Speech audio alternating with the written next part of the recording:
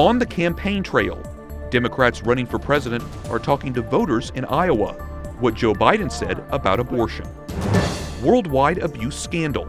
We hear from survivors in Guam long shamed into silence by church leaders. Catholics and gun control, what the church teaches on an issue taking center stage across the country. And headed to the beach, how a Vatican hospital is helping children enjoy a little sun and sand. On EWTN News Nightly for Friday, August 9th, 2019.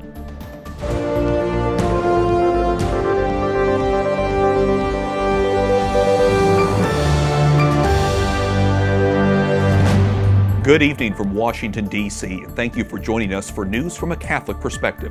I'm Wyatt Goolsby. Democratic presidential candidates hit the Iowa fair, meeting voters in the swing state. It's a rite of passage for 2020 hopefuls. Capitol Hill correspondent Jason Calvi reports. Jason? Wyatt, 6 months to go till the first test in presidential politics, the Iowa caucuses. February 3rd will be the first time Democrats in the country get to pick who they want to face off against President Donald Trump. Candidates right now are talking to voters at the Iowa State Fair. Thank you very much. Hello, Iowa. 22 Democratic presidential candidates speak directly to Iowans.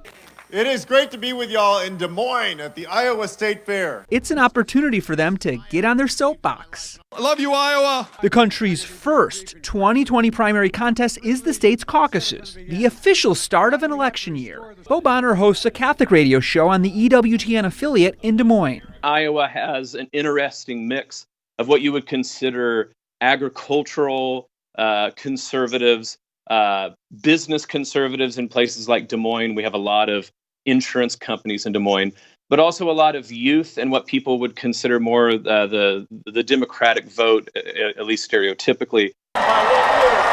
President Barack Obama won the state twice, but in 2016 it went for Donald Trump over Hillary Clinton. We also need to do things like pass the Equality Act. Democrats in this purple state aren't shy of controversial issues, including abortion. We defend a woman's right to choose because it is under assault right now in our country. Unless you acknowledge that there is a right of privacy in the Constitution, most leading scholars agree that, in fact, you will not be able to protect a woman's right to choose. You will not be able to protect all the things that we seem to care so much about. I will not appoint anyone to the court who does not share that basic philosophy. Iowans love the national attention, which they get every 4 years. But even die-hard Democratic activists are restless this year. They're worried about the massive field not whittling down quick enough. They're concerned if they don't figure it out soon enough, they could give the upper hand to President Trump. Wyatt? Correspondent Jason Calvi reporting from Capitol Hill. Thanks, Jason. Genevieve Wood, Senior Communications Advisor for the Heritage Foundation, joins us now with her analysis. Genevieve, welcome back. Good to be here. As Jason just said, we're 6 months away from the Iowa caucuses. All the Democrats that are running support abortion. How do you think that will resonate with voters who want to see the Democratic Party return to a more moderate position? Well, I would think it's not going to resonate very well. I mean, because what you see among all of the candidates on the Democratic side is not only are they not returning to a more moderate position, they're going into a further left position, a more pro-abortion position. I mean, even Senator Biden, who in the past has kind of waffled a bit on this issue, is now completely full saying, well, we're no longer for the Hyde Amendment. I mean, so you look at all of these different candidates, if anything, their positions have become more pro-abortion, many of them calling for federal dollars to support abortions and the like. It is very alarming for a lot of pro-lifers out there. Polling indicates that nearly 60% of Democratic voters favor some sort of restriction on abortion in some cases. Why are the Democrats not talking about that? Is this some sort of political strategy? Well, they're in the early stages, and as with the case, many times they're listening to what they consider their base. And the base of the Democratic Party right now is far to the left on many issues, but certainly on abortion. And groups like Planned Parenthood and others are driving these debates. They're the ones giving a lot of money at this particular point in the game. So, but again, I think they're making very strong statements, and the Democratic Party as a whole has increasingly moved left on this issue. I mean, you can't be a pro-life Democrat and go onto the national stage of the Democratic National Convention. They just don't allow that anymore. So I think for Catholic voters, those who consider the life issue very important, they're going to have a hard time finding a candidate among this current crew that's going to line up, I think, with their beliefs. Historically, how do you think the issue of abortion factors into presidential elections? Big issue, not big issue? Yeah. And what do you think about this year? Well, it has changed over the years, but I will tell you, I think one of the main reasons that Donald Trump was elected in 2016 was because of the judges issue and the fact that he had said in advance, here are the kind of justices I will put on the Supreme Court, and he gave names. And these were judges that by and large across the board were constitutionalists and were those who many people believe would be pro-life in their view of the Constitution. I think that drove a lot of people, evangelicals and Catholics, to the polls. Donald Trump won the majority of Catholic voters in 2016, and if he makes that an issue again and that clear divide and contrast, I think it will do well for him among Catholic voters. Okay, we'll be watching to see how it plays out. Genevieve Wood, Senior Communications Advisor for the Heritage Foundation. Thanks very much. Thank you. Tensions remain high between India and neighboring Pakistan over the disputed region of Kashmir. A strict curfew remained in effect for a fifth day today. Security was eased to allow residents to pray at mosques. The predominantly Muslim area has been under lockdown to prevent unrest and protest. India and Pakistan both claim the region as their own.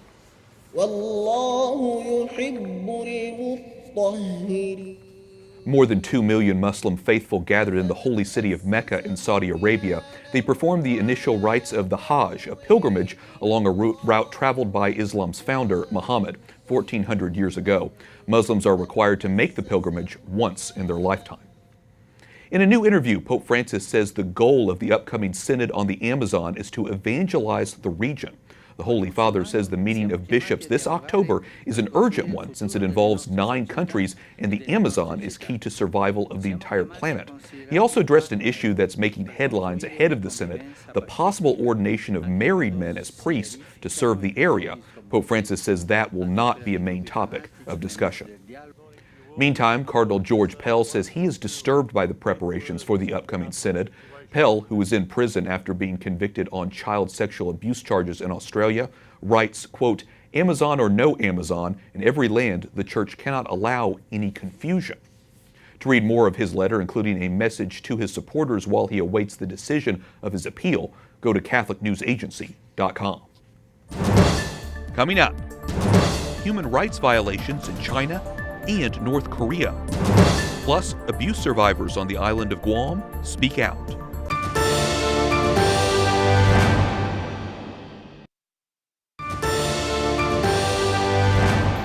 A warning to our viewers, our next segment may not be appropriate for children who may be watching with you. Tonight, we take a look at the practice of forced abortions in North Korea and China. Joining me now to talk about this is Reggie Littlejohn, president of Women's Rights Without Frontiers, an advocacy group that's fighting forced abortion and sex selection of girls in China. Reggie, welcome back. We hear a lot about North Korea's missile test, its nuclear programs, but when it comes to all of these discussions about human rights, it seems like this topic, forced abortions, just is not brought to the surface. Let's talk about what exactly we mean when we talked about forced abortions in North Korea. Well, first of all, thank you for bringing this up. I really appreciate it. And what we mean in North Korea is most of the forced abortions are in these internment camps that they have of Korean women who have escaped to China and have come back to Korea. They've been repatriated by the Chinese government and are pregnant. So because of the North Korean government's preference for purity in their bloodlines, they will forcibly abort these women, and including sometimes forcing their own family members to participate in this. And then some of these forced abortions are incredibly horrible, and the women can even die from them. And I'm guessing most of this goes undocumented because there's nobody who's paying attention to, or who wants to release that, I should say, information. North Korea is like a human rights pit. Mm-hmm. And it's like a black hole. Things happen in there, they just don't get out because it's considered to be treason by the North Korean government to even escape North Korea. And you certainly can't communicate from within North Korea, so there's just a complete absence of information about this. A lot of the information that we're going on is from a 2014 report to the United Nations Human Rights Council. So When you talk about this, though, and you and I have talked about this in the past, this problem is not just a North Korea one. We hear right over the border with China, there's also forced abortions. Tell us what's going on over there.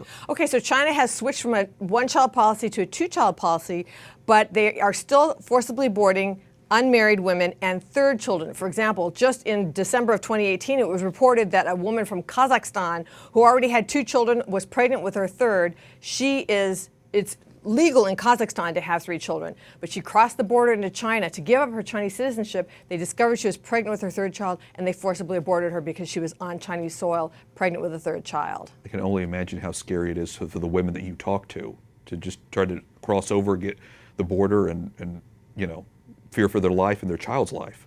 And the other thing about it is that China is responsible in some sense for the forced abortions in North Korea.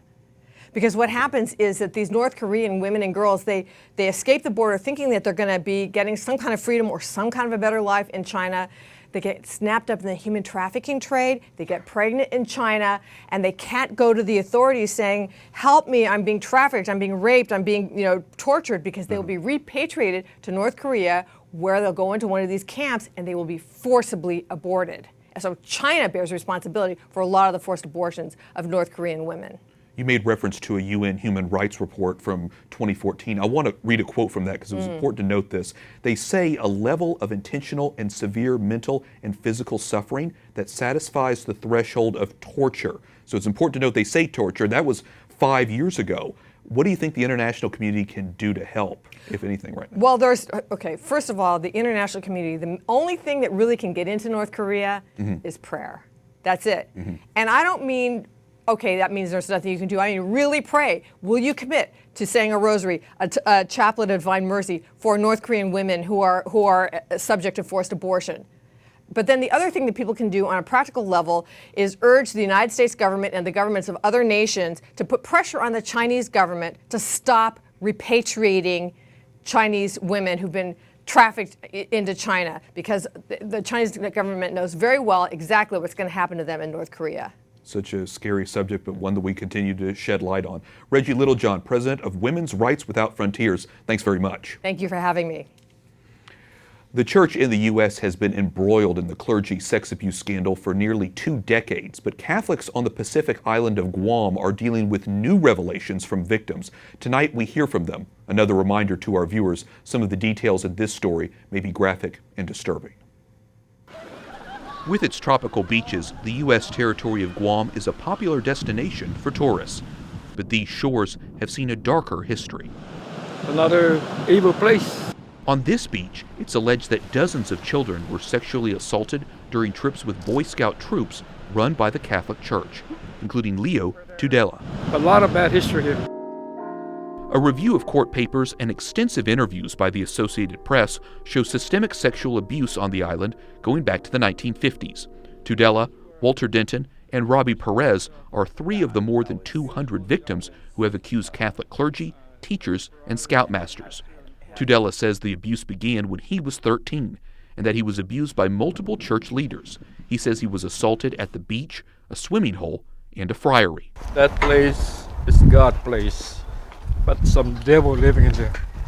This is the building where I was raped in. Denton was 13 too when he says he was assaulted by Anthony Apuron, a priest who would become the island's archbishop. In lawsuits, he's now accused of assault by 7 men, including Denton. He denies the charges. And I screamed, I said, why? I said, why did you do that to me? I said, why? You suffer through it. You just take it as your lot in life, and you move on. You just don't question the church. In a lawsuit, Perez says he was abused by priest and teacher David Anderson for several years, starting at age 11. Anderson now lives in Hawaii near a church-run preschool. As you know, you've been accused in a case on Guam, and you're living here with children? Yes, for 20 years. It's no problem at all. Okay. Are these your children or a relative? No, family, yes. Family? Yeah. Given the nature of the accusations against you, are they aware of that? No, they don't have to know this. It's a long, long time ago.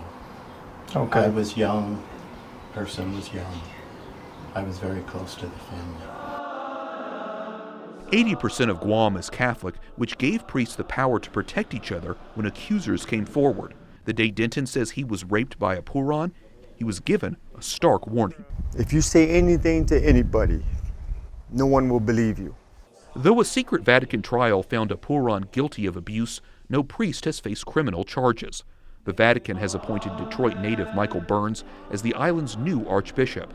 He's urging other abuse victims to come forward. It's important for the Church of Guam to confront, in a good way, the evil that we found. The church has filed for bankruptcy and is selling properties to pay settlements. Tudela is now helping other survivors. Perez is a teacher in Louisiana. Denton raised a family and retired from military service.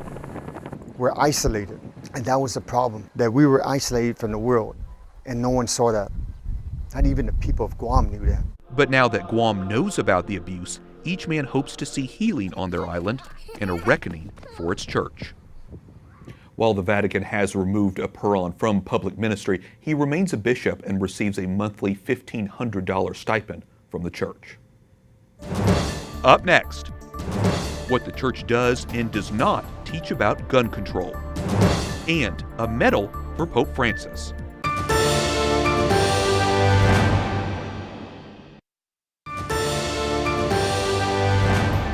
Majority Leader Mitch McConnell says when senators return next month, they will consider background checks and other bills to prevent gun violence. But the Kentucky Republican says the chamber won't be coming back to the Capitol early, despite calls to reconvene after 2 mass shootings.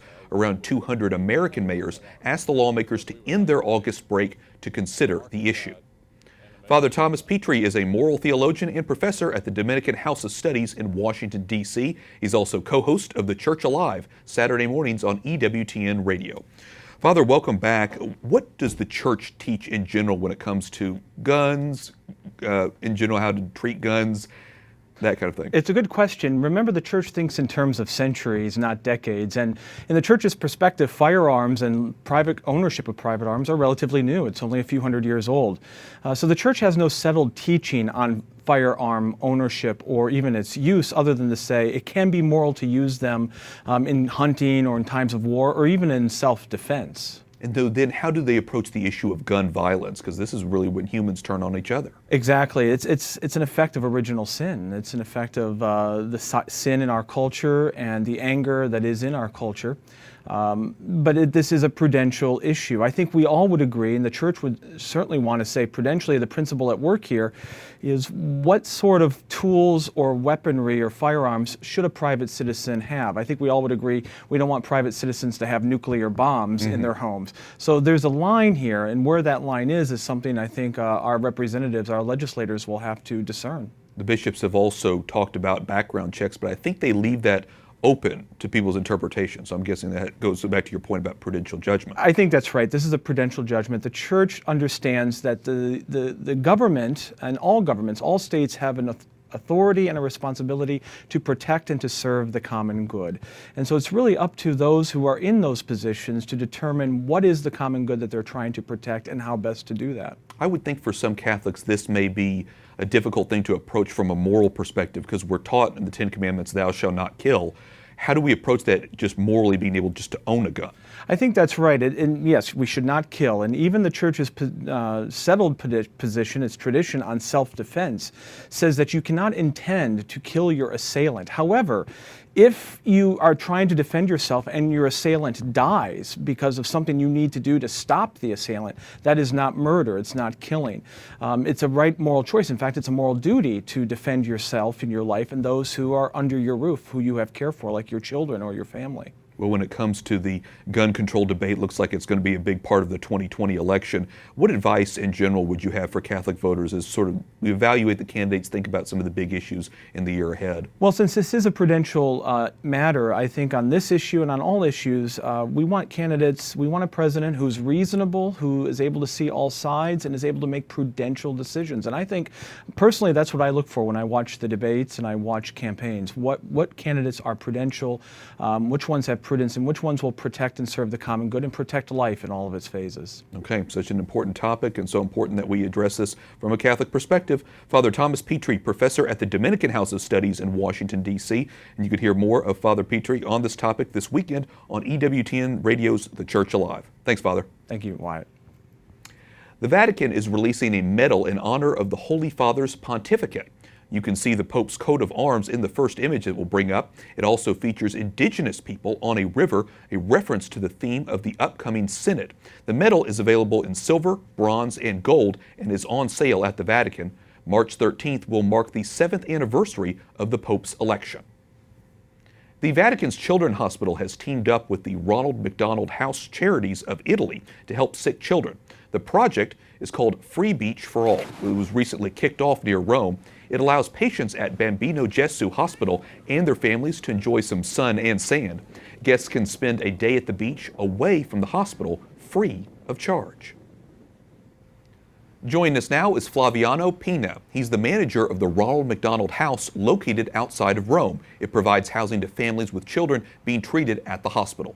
Flaviano, what is this project all about? Hi.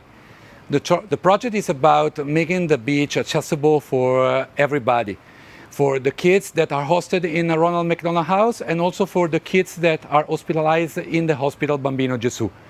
And this year, thanks to donors, we bought a sidewalk for making the beach accessible for wheelchairs, and also we bought 3 special chairs for children that wants to enjoy the water, enjoy the bath in the sea.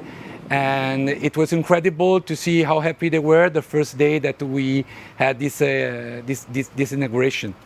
And why did you want to do this, especially for those kids? Oh, this is a long story that started last summer. I organized an event, and a very big event with many children on the beach. And unfortunately, 3 children hosted in the house were on wheelchair, and they didn't take part of the event. And it was very sad. So I made them a promise, and I always keep my promises. So this year, they are happy because they can join us on the beach with all the events that we're going to do during this summer. I'm sure this has been such a blessing to be able to do that. Tell us about the special connection with Pope John Paul II and the Ronald McDonald House. Oh, you know, the house was built in the 60s, and for the first years, it was a house where priests and nuns used to have holidays. And in the 70s, a priest from Poland used to go there, and he always wanted a room, a specific room. His name was Karol Wojtyła, and also known as Pope John Paul II. And since he spent the holidays there, we decided to keep the room like it was during that time. So we didn't change anything at all, and I can tell you a very special story about it. Last summer, a father from a region of southern Italy spent many months in the hospital and in the Ronald McDonald House because his kid was involved in a car accident, a very serious car accident, and the doctor were not positive at all. It was not because I wanted, but I decided to give to him that room, the Pope John Paul II room. He prayed every single day. You have to believe me, every single day he prayed. And this year he came to visit us, and his kid is totally recovered. He walked, he talked, and it was a miracle. I think it was a really miracle. It's such an incredibly powerful spiritual story. And you know, when you think about all the work that the Ronald McDonald House has done over the decades, why do you think it's so important for families to have some relaxation time when their children are sick, and why it's so important that the Ronald McDonald House does these kind of projects? You know, it's important because spending not just a few days, but try to imagine spend 3, 6, or more than 1 year in the hospital. And you have no connection with everybody because your family is maybe 500 miles far from you. you need a place where you can feel home. And this is our mission. That's why we work hard to provide these services for the family. It's such an important mission, and of course, I'm sure all of our viewers will continue to pray for all of the families that are there and will come there in the future. Flaviano Pina of the Ronald McDonald House Charities, Italy. Thanks very much. Thank you. And it's a good reminder of how we are called to help find ways to help others in need. And that wraps up our newscast for tonight and for this week. We thank you for watching. For the entire EWTN News Nightly team, I'm Wyatt Goolsby. We'll be back on Monday with more news from a Catholic perspective. Good night and God bless.